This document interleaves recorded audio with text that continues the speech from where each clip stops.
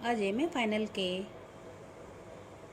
प्रश्न पत्र भारत में ग्रामीण और शहरी शासन के संदर्भ में मैं आपको भारत में स्थानीय शासन की विशेषताओं के बारे में बताना चाहूँगी।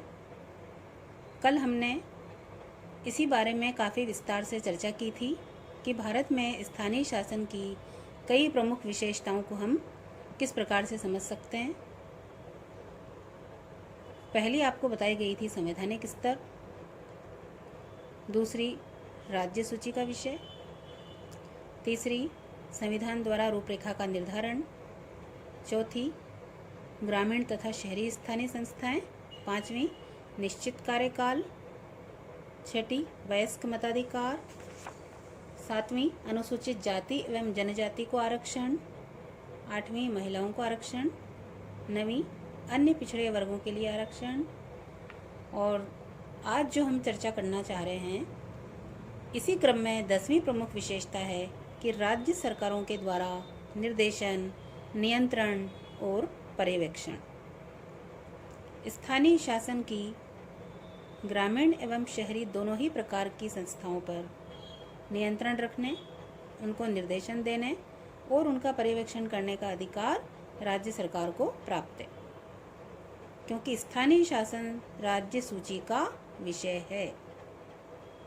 ग्रामीण स्थानीय शासन संस्थाओं पर पंचायती राज एवं ग्रामीण विकास विभाग का तथा नगरीय स्थानीय निकायों पर राज्य के नगरीय स्वायत्त शासन विभाग का नियंत्रण, निर्देशन और पर्यवेक्षण रहता है।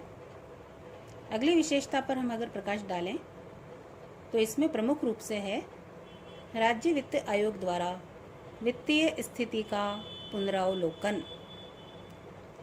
भारतीय संविधान के अनुच्छेद 243 के अधीन वित्त आयोग के गठन की व्यवस्था की गई है, जो कि पंचायतों के साथ ही शहरी स्थानीय निकायों की भी वित्तीय स्थिति का पुनरावलोकन करती है और इनकी वित्तीय स्थिति को सुदृढ़ करने के लिए राज्यपाल को अपनी सिफारिशें प्रस्तुत करता है। वित्त आयोग का जो कार्यकाल है वह 5 वर्ष का निर्धारित किया गया है।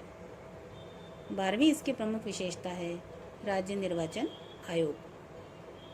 ग्रामीण एवं स्थानीय स्वायत्त संस्थाओं के चुनाव हेतु मतदाता सूचियां तैयार करने, चुनाव का संचालन, नियंत्रण, निर्देशन एवं पर्यवेक्षण का अधिकार राज्य निर्वाचन आयोग को प्राप्त है। राज्य निर्वाचन आयोग में राज्यपाल के द्वारा नियुक्त एक निर्वाचन आयुक्त होता है, जिसका कार्यकाल तथा सेवा शर्तें राज्य विधानमंडल निर्धारित करते हैं। अगली प्रमुख विशेषता है अपर्याप्त वित्तीय संसाधन। ग्रामीण एवं शहरी स्थानीय स्वायत्त संस्थाओं के सामने धन की कमी की समस्या हमेशा बनी रहती है। इस कारण से इनको कई बार समस्याओं का सामना करना पड़ता है। यद्यपि इन्हें अपने क्षेत्राधिकार के अंतर्गत कर, चुंगी, शुल्क आदि के द्वारा धन संग्रहित करने का अधिकार है, किंतु आय के ये स्रोत पर्याप्त नहीं होते हैं। अतः राज्य सरकारें इन्हें अनुदान भी देती हैं।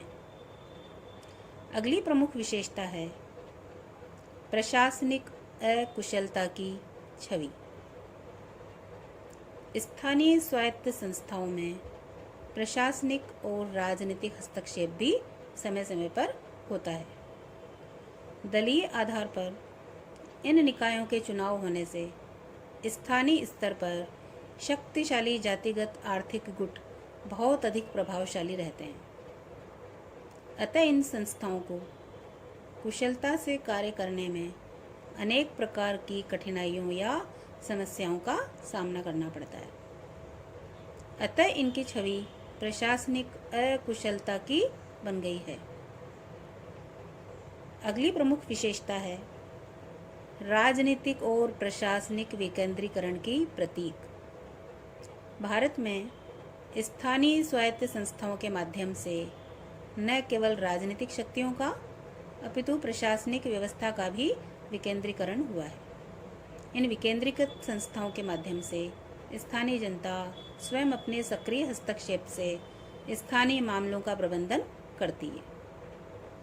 राजनीति विज्ञान एवं लोक प्रशासन के अधिकांश विद्वानों ने अपनी रचनाओं के माध्यम से इस सत्य का प्रतिपादन किया है कि लोकतंत्र की यथार्थता स्थानीय स्वायत्त संस्थाओं की सुदृढ़ता से ही संभव है। वस्तुतः सुशासन के बीज स्थानीय स्वायत्त संस्थाओं में ही निहित होते हैं। अतः लोकतांत्रिक प्रक्रियाओं के साथ ही राष्ट्र निर्माण में भी इन संस्थाओं की अति महत्वपूर्ण भूमिका होती है। स्थानीय शासन को पर्याप्त महत्व नहीं दिए जाने की भूल के कारण ही वर्तमान में भारतीय लोकतंत्र की संसदीय संस्थाओं और प्रक्रियाओं में वैचारिक प्रतिबद्धता का अभाव है और इसके साथ ही गरिमाहीन आचरण व अस्थिरता भी देखने को मिलती है। अतः यह न केवल वांछनीय है अपितु अपरिहार्य है कि संसदीय लोकतंत्र की आधारशिला स्थानीय स्वायत्त संस्थाओं को वर्तमान में जो महत्व प्राप्त हुआ है उसे अंतिम बिंदु न मानकर इन संस्थाओं को और अधिक जीवंत, ऊर्जावान और सुदृढ़ बनाना होगा। इस प्रकार से स्थानीय स्वशासन की उन प्रमुख विशेषताओं को देखने के बाद अगले चरण में हम स्थानीय स्वशासन या स्थानीय संस्थाओं के प्रमुख कार्यों के बारे में विवेचना करेंगे। आज के लिए धन्यवाद।